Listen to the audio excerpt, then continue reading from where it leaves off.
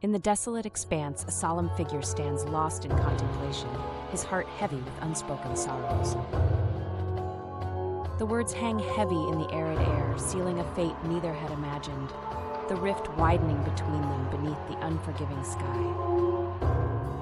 A decision made in a moment reverberates through the emptiness, shattering the fragile peace of their shared existence. Alone in his turmoil, he reaches out to unseen allies, grasping for fragments of understanding in the shifting sands of his shattered world. Choices made in solitude reverberate in the cavernous chambers of his heart, the echoes of her resolve ringing in his ears.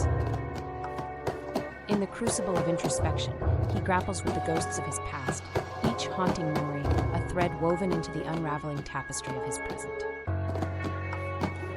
Secrets laid bare under the unrelenting gaze of honesty, the foundation of his beliefs, shaken by the seismic tremors of unveiled truths. Silent conversations echo through the stillness, the weight of their shared history carved into the lines of their weary faces. A new dawn rises on the horizon, casting long shadows over the fading memories of what once was, as he steps into the unknown with a heart heavy yet hopeful.